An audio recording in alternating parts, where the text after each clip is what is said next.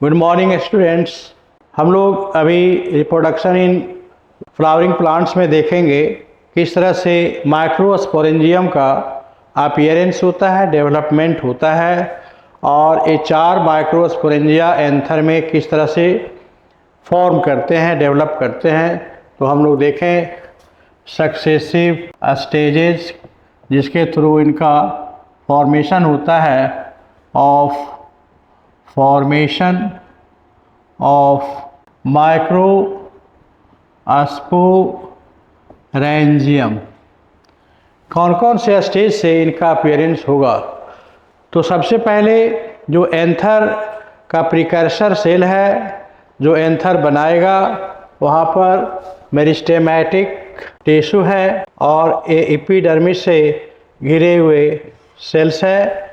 अंदर में सब के सब मेरिस्टेमेटिक सेल्स हैं, एपिडर्मिस एंड मेरिस्टेमेटिक सेल। इस स्ट्रक्चर में, इस प्राइमोर्डियम में सबसे पहले कुछ सेल का अपीयरेंस होगा आर्कियोस्पोरियल सेल्स। मेरिस्टेमेटिक सेल में से कुछ सेल चारों कॉर्नर पर चले जाएंगे और वहाँ पर ये तो सबसे बाहर में एपिडर्मिस होगा ही होगा और यहाँ पर चारों कॉर्नर्स पर कुछ स्पेशल सेल होंगे archesporial cells. Archi means very primitive और बाकी सभी सेल्स हैं। ऐसे सेल जो चारों कॉर्नर्स पर आए हैं इनको कहते हैं हम लोग आर्कियोस्पोरियल सेल। ये आर्कियोस्पोरियल सेल ही प्रिकर्सर सेल हैं जो आगे चलकर अदर लेयर्स का भी फॉर्मेशन करेंगे। तो सबसे पहले तो एपिडर्मिस एक कॉमन लेयर है, इसके बाद सारे लेयर्स अब बनना शुरू होगा किससे? आर्कियोस्पोरियल सेल से। आर्कियोस्पोरियल किसका मॉडिफाइड फॉर्म है? मेरिस्टेमेटिक सेल का। ये चारों कॉर्नर पर अपीयर हो चुके हैं। अब इसके बाद हम लोग देखें कि जो आर्कियोस्पोरियल सेल है वो फिर से डिवाइड करेगा हर एक कॉर्नर पर और वहाँ पर दो सेल का फॉर्म, 2 तरह के सेल का फॉर्मेशन करेंगे। एक सेल बाहर की तरफ और एक अंदर की तरफ फॉर्म करेंगे। तो जो बाहर की तरफ सेल फॉर्म होगा उसको कहेंगे, जो हाइपोडर्मल है, जस्ट एपिडर्मिस से नीचे है, इसको कहते हैं प्राइमरी पेराइटल सेल। और इसके इन साइड में जो दूसरा सेल बचेगा, अपीयर होगा, वो है प्राइमरी स्पोरोजीनस सेल।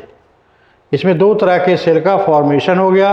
ये आउटर कहलाएगा प्राइमरी पेराइटल सेल और इनसाइड है प्राइमरी स्पोरोजीनस सेल। इस तरह से हर एक कॉर्नर पर 2 सेल का फॉर्मेशन हो चुका है। अब इन दोनों सेल्स का फर्दर डेवलपमेंट होगा। तो हम लोग किसी एक कॉर्नर पर इसको देखते हैं जिसको एक माइक्रोस्पोरेंजियम कहेंगे। यहाँ पर 4 माइक्रोस्पोरेंजियम का फॉर्मेशन होना है। बीच में कनेक्टिव है, तो यहाँ पर 4 का कैसे फॉर्मेशन होता है एक देखें। तो किसी एक कॉर्नर पर सपोज इस पर देखते हैं, इस तरह से बाहर का जो सेल है एपिडर्मिस और उसके अंदर जो प्राइमरी पेराइटल सेल है वो कई लेयर्स का फॉर्मेशन करते हैं, जैसे एंडोथीशियम का फॉर्मेशन करेंगे। एंडोथीशियम का फॉर्मेशन हुआ। एंडोथीशियम के जस्ट अंदर में मिडिल लेयर के सेल का फॉर्मेशन होगा। मिडिल लेयर का सेल 1 लेयर, 2 लेयर या 3 लेयर हो सकता है, ये डिपेंड करता है उसके थिकनिंग पर। थिकनिंग यहाँ पर काफ़ी मैटर रखेगा क्योंकि ये डेहिसेंस में फिर इनका रोल होता है। ये मान लेते हैं हम मिडिल लेयर के सेल्स हैं। मिडिल लेयर के सेल के जस्ट अंदर में एक और लेयर का फॉर्मेशन होगा, इसको हम लोग कहेंगे टाइपेटम। ये टाइपेटम मल्टी न्यूक्लिएट भी हो सकता है। ये काफ़ी कम्पैक्ट साइटोप्लाज्म और काफ़ी डिस्टिंक्ट विजिबल न्यूक्लियस का सेल है। ये काफ़ी कैपेबल सेल है ये दो तरह के सेल्स का बने हो सकते हैं, सेक्रेटरी और अमीबॉयड सेल। यह है टाइपेटम का सिंगल लेयर। तो ये जो 3 लेयर हैं इंडोथेशियम, यहाँ पर है मिडिल लेयर और टाइपेटम। इन तीनों को का जो डेरिवेशन हुआ है वो बाहरी सेल से हुआ है, यानी derived from primary parietal cell. अब जो इनसाइड में स्पोरोजीनस सेल है वो इम्ब्रायोलॉजिकल सेल है जो ग्रो करेगा और ग्रो करके और मियोसिस के लिए अपने आप को रेडी करता है। हम जानते हैं कि मियोसिस से पहले जो मियोसाइट्स होते हैं वो काफ़ी मेटाबॉलिज्म करके और साइटोप्लाज्म के कंटेंट को कई गुना बढ़ा कर लेते हैं। ऐसे सेल को हम लोग पॉलन मदर सेल या इसी को हम लोग माइक्रोस्पोर मदर सेल कहेंगे, क्योंकि इन फ्यूचर इसके डिवीजन से माइक्रोस्पोर यानी पॉलन का फॉर्मेशन होगा। तो ये सेल कहाँ से बने, ये सब का डेराइवेशन कहाँ से है? Derived from primary sporogenous cell. ये सब के सब डिप्लॉयड सेल हैं। इस तरह से एक माइक्रोस्पोरेंजियम यहाँ पर हम लोग देख सकते हैं। एक माइक्रोस्पोरेंजियम में सबसे बाहर क्या है? एपिडर्मिस। एपिडर्मिस के जस्ट इनसाइड में कुछ जो लेयर्स हैं प्रोटेक्टिव हैं, सेक्रेटरी हैं, न्यूट्रिटिव हैं। बाकी जो इनसाइड सेल यहाँ पर है पॉलन मदर सेल, वो अगले जनरेशन के लिए रिस्पॉन्सिबल सेल होते हैं। बाकी जो सेल के लेयर्स हैं वो इसको अलग अलग तरीके से हेल्प करेंगे। तो हमने देखा यहाँ पर किस तरह से एक आर्कीस्पोरियल सेल डिवाइड होकर पेराइटल और स्पोरोजीनस सेल बनाया। पेराइटल फिर 3 लेयर बनाया। स्पोरोजीनस पॉलन मदर सेल का फॉर्मेशन करता है। All of them are diploid structures. तो this is the successive stages of formation of microsporangium. इस तरह से एक एंथर में आप जानते हैं कि एंथर में डायथिकस एंथर में 2 लोब है, एंथर लोब है, और एक लोब में 2 माइक्रोस्पोरेंजियम है। यानी एक डायथिकस एंथर में कुल मिलाकर 4 माइक्रोस्पोरेंजिया है। और हर एक माइक्रोस्पोरेंजिया के सेंटर में यहाँ पर पॉलन मदर सेल है। And pollen mother cell is further surrounded with many concentric layers derived from parietal cell, and all these cells are, first is in contact tapetal cells, next one is middle layer, and outermost is endothecium, and the entire tetragonal structure of microsporangia are protected within a common a structure that is epidermis. So epidermis is common to all the 4 microsporangia. तो यहाँ पर हम लोग figure से clear देख सकते हैं ये सारे सक्सेसिव स्टेजेस को। नाउ इसको फिर से हम लोग समराइज करें किस तरह से इनका अपीयरेंस हुआ है। थोड़ा सा और बैक से देखें तो सबसे पहले जो सेल है एंथर सेल जो है इसमें 2 लोब्स का फॉर्मेशन होगा, और 2 लोब्स के बाद 4 पॉलन सैक्स या माइक्रोस्पोरेंजिया बनेंगे। कैसे बनेगा? The anther cell contain archesporial cell derived from meristematic tissue.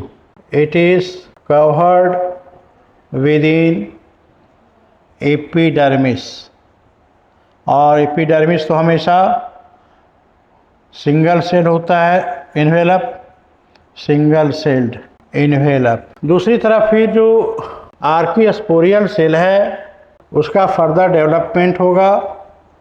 आर्कीस्पोरियल cell Each archaeosporial cell has dense cytoplasm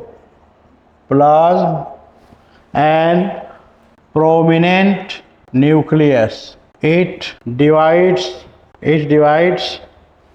archaeosporial cell divides and reach at four corners of anther.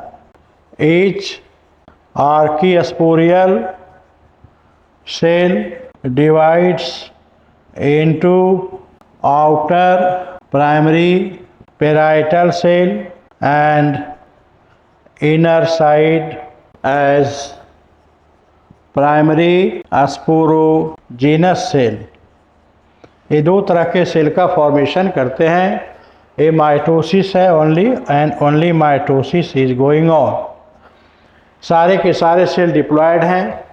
Now primary parietal cell divides and differentiate to कई तरह के layer बनाएंगे, जैसे endothecium, middle layers और tapetum. इसी तरह से primary sporogenous cells divide into a mass of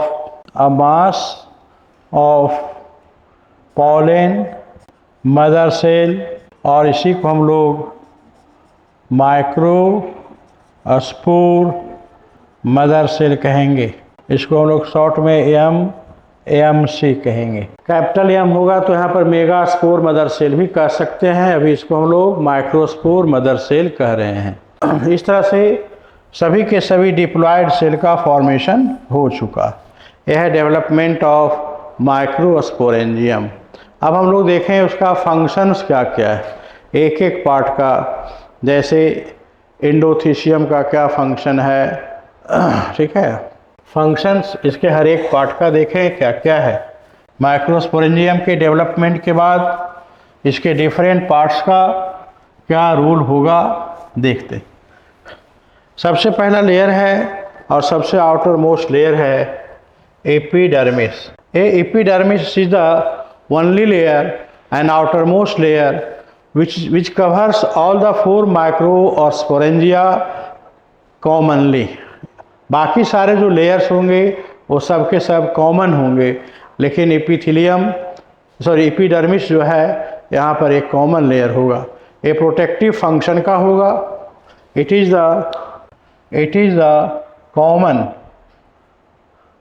layer of cells covering all the four microsporangia. ये चारों के चारों माइक्रोस्पोरेंजिया का एक कॉमन कवरिंग होगा. और इसका फंक्शन क्या है? इट हेल्प्स या it protects the inner parts and दूसरा काम इसका हेल्प इन डेहिसेंस, रप्चर होने में. इसके वाल अंडरगो टेंजेंशियल स्ट्रेच और इस स्ट्रेच के कारण इसके रप्चर में हेल्प होता है और इस तरह से पॉलन ग्रेन के डेहिसेंस में निकलने में ये हेल्प करता है. First layer that is called epidermis. Now we see the functions of middle layers. Middle layers बहुत ही कम लाइफ का होता है, सबसे कम लाइफ का. एफीमेरल है. मिडिल लेयर्स में कितने सेल्स हो सकते हैं? 1 2 3 सेल लेयर कवरिंग बिटवीन, किसके किसके बीच में है? इंडोथेसियम एंड टैपेटम, इन दोनों के बीच का लेयर होता है. ये काफ़ी इफेमेरल सेल है, शॉर्ट लाइफ है. इफेमेरल सेल्स, शॉर्ट लाइफ, बहुत जल्द ही डेड हो जाते हैं और डेड होना ही इनका प्रॉपर्टी होता है डेसेंस में हेल्प करने के लिए। It helps in A secretion देते हैं, सेक्रीशन एंड डेहिसेंस। और सबसे अंदर का जो लेयर है वह है टाइपेटम, और सबसे वाइटल लेयर भी है टाइपेटम। टाइपेटम का जो लेयर का सेल है उसमें सिंगल न्यूक्लियस पहले है, यूनी न्यूक्लिएट, और इसमें फ्री न्यूक्लियर डिवीजन होगा, जिसके कारण ए मल्टी न्यूक्लिएट स्ट्रक्चर का फॉर्मेशन करते हैं, सिनोसिटिक या मल्टी न्यूक्लिएट सेल का फॉर्मेशन कर देते हैं। ये सेल काफ़ी वाइटल होता है, इसका साइज बाकी सारे सेल से रिलेटिवली लार्ज होता है। तो इसका प्रॉपर्टी क्या है? मल्टी न्यूक्लिएट क्यों होता है? फ्री न्यूक्लियर डिवीजन के कारण। मल्टी न्यूक्लिएट सेल्स और larger than cells of other layers. बाकी सारे जो जितने भी लेयर हैं, मिडिल लेयर हैं या एंडोथीसियम है, उसमें जितने भी सेल हैं उनमें साइज इनका सबसे ज़्यादा होता है। सबसे ज़्यादा डेंस साइटोप्लाज्म और प्रोमिनेंट न्यूक्लियस भी इसी में होता है। Dense cytoplasm and prominent nucleus, ये न्यूक्लियस या न्यूक्लियाई भी कह सकते हैं। अब देखिए इनका फंक्शंस क्या क्या है, टाइपेटम का क्या क्या फंक्शन है। फंक्शंस, इसके कई फंक्शंस हैं और ये फंक्शंस काफ़ी वाइटल होते हैं। तो फंक्शंस ऑफ टाइपेटम हम लोग देखें क्या क्या है। सबसे पहले टाइपेटम सेक्रीट करता है, टाइपेटम सेक्रीट्स कैरोटीनॉइड्स, और एक कैरोटीनॉइड्स फॉर्म करते हैं। एक कैरोटीन क्या है? लिपिड स्ट्रक्चर है। इसको यूबिस्क बॉडीज़ के रूप में जमा देखा जाता है। ए बनाते हैं स्पोरोपोलेनिन और डिपॉजिट हो जाता है, deposited as exine of pollen grain. तो जैसे पॉलन ग्रेन है, तो पॉलन ग्रेन में एक तो मेम्ब्रेन है, दूसरा इसका इंटाइन है। ए सेल मेम्ब्रेन और इंटाइन है। सेल मेम्ब्रेन और इंटाइन है। इंटाइन में क्या क्या है? सेलुलोज है, पेक्टिन है। लेकिन इसके ऊपर में अब आएगा ए यूबिस्क बॉडी, स्पोरुलिन, ये सब आएगा यहाँ पर, और आकर इसके ऊपर में एक थिक लेयर का फॉर्मेशन करते हैं, और ये थिक लेयर ड्राई होने के बाद बनाता है एक्साइन।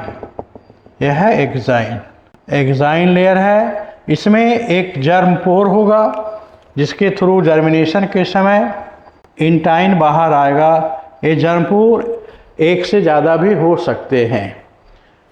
तो यहाँ पर हम लोग देखते हैं कि फर्स्ट जो फंक्शन हमने देखा टाइपेटम का, सेक्रीशन ऑफ लिपिड और स्पोरोपोलेनिन और ubisch bodies around the intine, और it is called exine. Exine is the hardest layer of cell wall. जितने भी प्लांट किंगडम में सेल वॉल हैं, चाहे फंजाई हो, प्लांट हो या कोई भी ऑर्गेनिज्म है, एक्साइन के कारण जो पॉलन ग्रेन है उसका एक्साइन हार्डेस्ट होता है। Exine is the hardest layer of cell wall around the pollen। आपने नाम सुना होगा माइक्रोफॉसिल्स। माइक्रोफॉसिल्स क्या है? अगर कोई प्लांट अर्थ सरफेस है और प्लांट उसके नीचे में है, कहीं भी प्लांट प्रोडक्ट है, एंजियोस्पर्म का है, तो यहाँ पर क्या होता है? फॉसिलाइजेशन चलता है। फॉसिलाइजेशन कई तरह के फोर्सेस हैं, बायोटिक और एबायोटिक फोर्सेस हैं, high pressure, high temperature, biotic flora fauna, ये सब प्रेशर्स मिलकर इस प्लांट को डीके करते हैं, फॉसिलाइज करते हैं और उनको कोल या पेट्रोलियम में बदल देते हैं, फॉसिल फ्यूल में बदल देते हैं। ये मिलियंस ऑफ ईयर लगता है। अब मान लो कि कोल है, कोल एक फॉसिल फ्यूल है। अगर यहाँ पर एंजियोस्पर्मिक प्लांट पहले आया था इसको फॉसिल को बनाने के लिए और उसमें पॉलन भी था, तो पॉलन का सेल वॉल डिग्रेड नहीं होगा, neither thermically nor by enzymes of the microbes. ये रेसिस्टेंट होते हैं। ये जो एग्जाइन है वो रेसिस्टेंट है किसका किसका? Resistant to acidity, alkalinity, enzyme, temperature, इन सारे फैक्टर्स से वो रेसिस्टेंट होता है। इसके कारण जो पॉलन है, पॉलन का एग्जाइन डिग्रेड नहीं हुआ और कोल में वो एज यूजुअल प्रेजेंट रह गया। अब जब हम लोग बाहर लाते हैं कोल को तो उसमें पॉलन मिल जाता है। तो ऐसे फॉसिल को हम लोग माइक्रो फॉसिल कहेंगे। सेल लेवल का ये फॉसिल बनता है। तो माइक्रो फॉसिल्स में पॉलन ग्रेन्स का remains, pollen grain as remains बचा रह जाता है due to presence of sporopollenin and it is the secretion of tapetum. Micro fossils किसको कहेंगे हम लोग? The pollen grain with exine is undegraded in coal। इसको हम लोग क्या कहेंगे? माइक्रोफॉसिल्स। और पॉलन ग्रेन के ऊपर, एग्जाइन के ऊपर जो पैटर्न होता है वो पैटर्न प्लांट के फैमिली या उसके एज को भी बता सकता है। इससे हम लोग काफ़ी इंफॉर्मेशन लेते हैं कि आज से मिलियंस ऑफ ईयर पहले, 200 मिलियन ईयर पहले किस तरह के पॉलेंस का फॉर्मेशन हुआ था, कौन कौन से प्लांट वहाँ रहे होंगे, किस फैमिली के रहे होंगे और किस तरह का एनवायरनमेंट था, उससे कोरिलेट करने में हेल्प होता है। यानी इवोल्यूशनरी आइडिया देते हैं फॉसिल्स, हम जानते हैं। तो यहाँ पर माइक्रो फॉसिल बनता है। तो सबसे पहला फंक्शन आपने देखा टैपेटम का कि एग्जाइन का फॉर्मेशन करते हैं। नेक्स्ट फंक्शन देखते हैं इसका क्या। नेक्स्ट फंक्शन है नरिशमेंट। नरिशमेंट किसको? पॉलन मदर सेल जो अंदर ग्रो कर रहा है। आप जानते हैं कि अगर कोई सेल मियोसिस करेगा तो उसका वॉल्यूम 4 गुना तक बड़ा हो जाता है। और 4 टाइम्स वॉल्यूम क्यों बढ़ेगा? जो नॉर्मल सेल है उसका वॉल्यूम अगर V है और अगर उसको मियोसाइट बनना है तो उसका वॉल्यूम 4V होगा। एक किसका कैरेक्टर है? मियोसाइट का, यानी गोइंग टू मियोसिस, है ना। तो ये जो ग्रोथ हो रहा है, इस ग्रोथ के लिए इसको काफ़ी न्यूट्रिएंट्स चाहिए होता है, रॉ मटेरियल्स चाहिए होता है। इसमें प्रोटीन और DNA का काफ़ी एक्यूमुलेशन होगा, सेल ऑर्गेनेल काफ़ी प्रोलिफेरेट करेंगे, मेटाबॉलिज्म करेगा, तब इस सेल का वॉल्यूम बढ़ेगा। But what are the source of nutrients for this growth? तो यह है टैपेटम। टैपेटम क्या करेगा? प्रोवाइड्स नरिशमेंट टू किसको? Pollen mother cell. Next function और भी है कि जिस समय पॉलन का फॉर्मेशन होगा, सेल डिवीजन होता है, उस समय सारे के सारे पॉलन टेट्राड के रूप में बने होते हैं। मान लो A2N है और इससे 4 सेल का फॉर्मेशन हो जाता है और ये चारों आपस में जुड़े हुए हैं, कैलोज वाल में है ना, कैलोज वाल में घिरे हुए हैं। तो यहाँ पर एक एंजाइम आएगा कैलेज और ये क्या करेगा, सभी को फ्री करेगा, सभी पॉलन को फ्री कर देगा, ये सभी पॉलन फ्री हो जाएंगे। ठीक है, तो ये सेक्रीट क्या करेगा, secretes callase to separate the pollen grains, इनको सेपरेट करेगा। और भी फंक्शंस हैं इसमें, जैसे एक फंक्शन देखें हम लोग कि अगर मान लो कि किसी एक स्पीसीज का कोई पॉलन दूसरे स्पीसीज के स्टिग्मा पर आता है तो क्या उसका फर्दर ग्रोथ डेवलपमेंट वहाँ होगा, फर्टिलाइजेशन हो पाएगा? क्या इंटर स्पेसिफिक फर्टिलाइजेशन आसान है? बिल्कुल नहीं है, बिल्कुल इम्पॉसिबल काम है। लेकिन अगर इंटर स्पेसिफिक फर्टिलाइजेशन हमें करवाना है तो उसके लिए हमारे पास बहुत सारे टेक्नोलॉजी है, लेकिन जनरली ऐसा होता नहीं है नेचुरली। तो नेचुरली यहाँ पर रोकने वाला कौन है? यहाँ पर जो पॉलन है उसके ऊपर भी एक केमिकल है और स्टिग्मा के ऊपर जैसे हो जाएगा तो वहाँ पर एक रिएक्शन होता है केमिकल का, जिसको हम लोग कहते हैं कंपैटिबिलिटी इनकम्पैटिबिलिटी रिएक्शन। आगे हम लोग देखेंगे। अगर कंपैटिबल हुआ ये रिएक्शन, दोस्ताना हुआ, तब तो उस पॉलन का फर्दर ग्रोथ होगा और वह स्टाइल के थ्रू ग्रो करेगा पॉलन ट्यूब और एक्सेप्ट होगा। अगर उस केमिकल को अगर दूसरे स्पीसीज का है पहचान लिया गया, इनकम्पैटिबल घोषित कर दिया गया, डिक्लेयर किया गया, तो उसका फर्दर डेवलपमेंट वहाँ पर नहीं होगा। यह है natural method to check the inter specific fertilisation. तो एक केमिकल कौन देगा? Species specific signal molecule on pollen grain. ये कहाँ पर हेल्प करेगा? हेल्प्स इन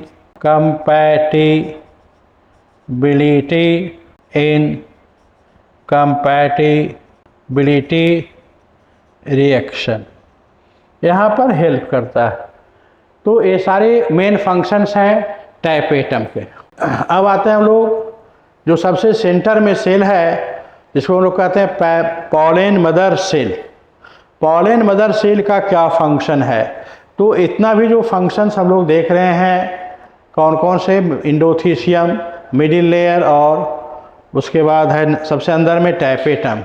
ये मेनली न्यूट्रिटिव हैं, कुछ डेसेंस में हेल्प करते हैं, कुछ प्रोटेक्टिव भी हैं।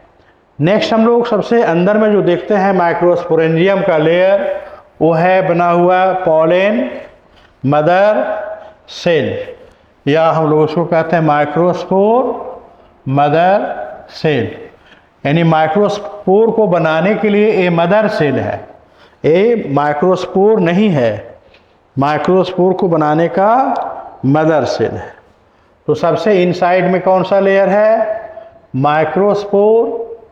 हम लोग मेगा के लिए कैपिटल एम लिखेंगे और स्मॉल एम का मतलब होता है माइक्रो यानी छोटा, मदर सेल, इसको कहते हैं हम लोग माइक्रोस्पोर मदर सेल। और इसी को हम लोग कह सकते हैं पॉलन मदर सेल। ये सब के सब डिप्लॉयड सेल हैं, ये सब के सब स्पोरोजीनस टिश्यू से प्रोलिफेरेट करके, माइटोटिकली प्रोलिफेरेट करके बने हैं और ये सब आगे चलकर मियोसिस करेंगे और पॉलन ग्रेन का फॉर्मेशन करेंगे। तो हम लोग अब देखेंगे नेक्स्ट टॉपिक, जिसका नाम होगा माइक्रो स्पोरोजेनेसिस। ठीक है, आपने माइक्रोस्पोरेंजियम देखा कैसे डेवलप किया, क्या स्ट्रक्चर है एक एंथर में, डायथिकस एंथर में। अब हम लोग देखें कि माइक्रोस्पोर के अंदर, माइक्रोस्पोर जो फॉर्मेशन होगा माइक्रोस्पोरेंजियम के अंदर, वो कैसे होता है। तो आप जानते हैं कि यहाँ पर एंजियोस्पर्म में एक तीसरे तरह का मियोसिस होता है, जिसको हम लोग कहते हैं स्पोरिक मियोसिस या इंटरमीडिएट मियोसिस कहते हैं। इस मियोसिस की विशेषता क्या है आप जानते हैं? जैसे ह्यूमन में क्या होगा, गैमेटोजेनेसिस हुआ, स्पर्म ओवम बना, they are capable of fertilisation, they undergo fertilisation in single celled stage. ठीक है, तो गैमेटिक फर्टिलाइजेशन हुआ। बहुत से ऑर्गेनिज्म में जाइगोटिक फर्टिलाइजेशन होता है, पहले जाइगोट बन लेगा फर्टिलाइजेशन के बाद, उसके बाद मियोसिस तुरंत हो जाती है। लेकिन यहाँ पर दोनों के बीच का कंडीशन है जिसको कहेंगे स्पोरिक या इंटरमीडिएट मियोसिस, जो यहाँ पर होगा उसी का नाम है माइक्रोस्पोरोजेनेसिस।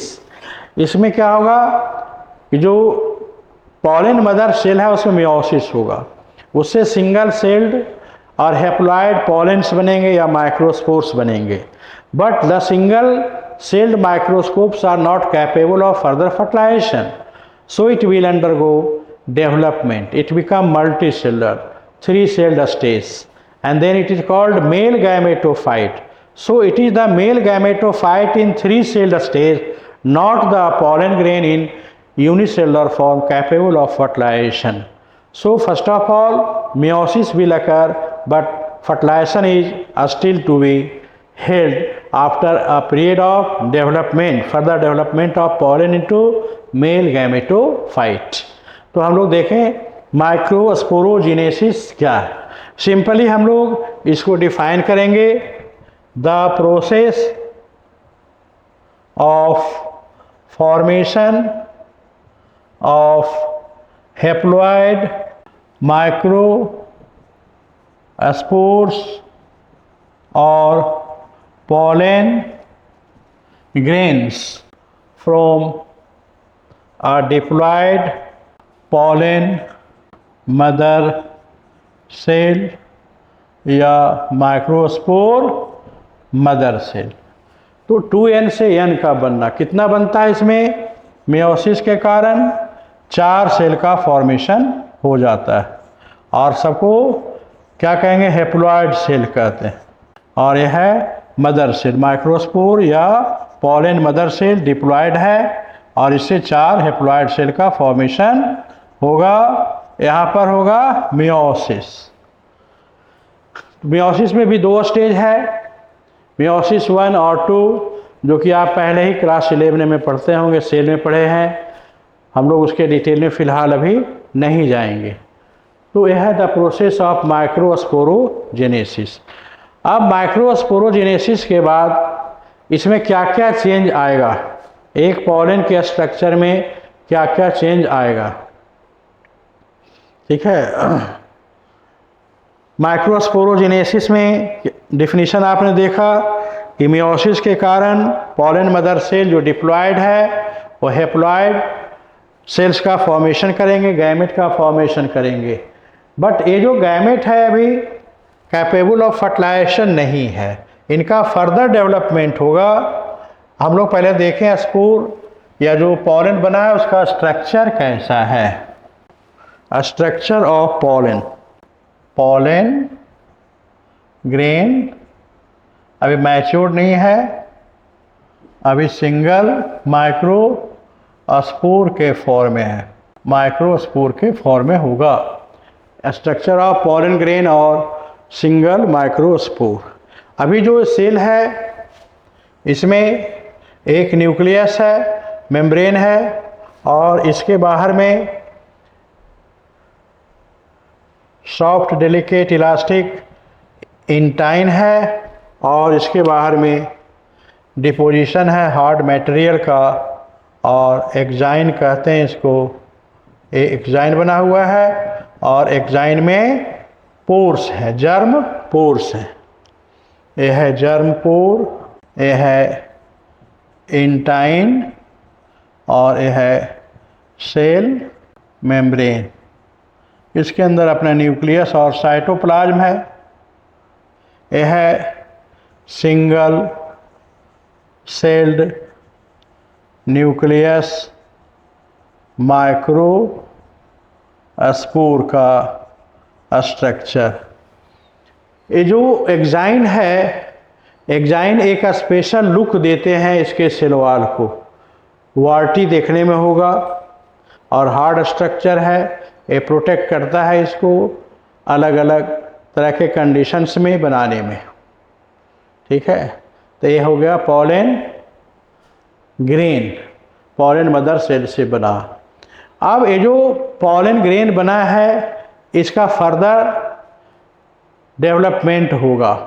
अभी सिंगल न्यूक्लियस है, सिंगल सेल्ड स्ट्रक्चर है, अब ये डिवाइड करेगा और मेल गैमेटोफाइट का फॉर्मेशन करेगा।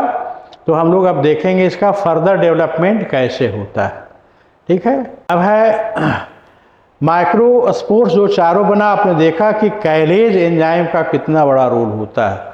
अगर कैलेज नहीं होता तो क्या होता, चारों के चारों आपस में जुड़े होते टेट्राड और बड़े स्ट्रक्चर के रूप में होते, इस तरह से उनके पॉलिनेशन में प्रॉब्लम आती।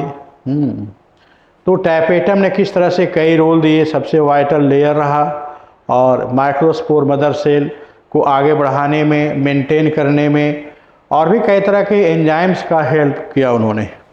अब हम लोग देखें जो सिंगल सेल्ड पॉलन है इसका फ्यूचर कैसा है, आगे इनका डेवलपमेंट कैसे होता है।